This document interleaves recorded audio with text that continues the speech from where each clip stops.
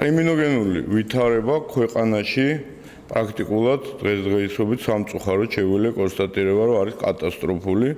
მოიხსენებათ ჩვენ თვეების მანძილზე ვაფრთხილებდით სამართალდამცავ ორგანოებს, ხელისუფლებას ზოგადად, რომ სიტუაცია არის საგანგაშო და ის იყო საგანგაშო, ჩვენ ვთავაზობდით გარკვეულ ზომებს იმისათვის, რომ ეს პროცესი არ გაღრმავებულიყო. სამწუხაროდ დღეს კიდევ ერთხელ აღარ არის საგანგაშო სიტუაცია, ვინაიდან ის არის კატასტროფული.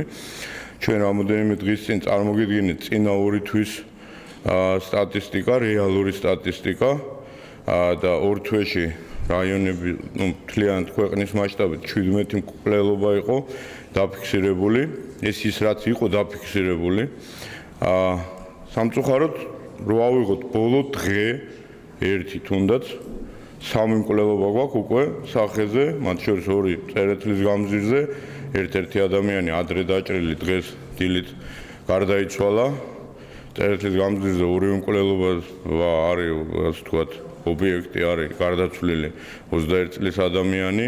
ერთ-ერთ მათგანს 8 ჭრილობა აქვს დანით მიყენებული, მეორე საფეთქლის არეში ცეცხლსასროლი ჭრილობა, ასევე გუშინ წყალტუბოში ცემით მოკლეს ტაქსის ზღოლი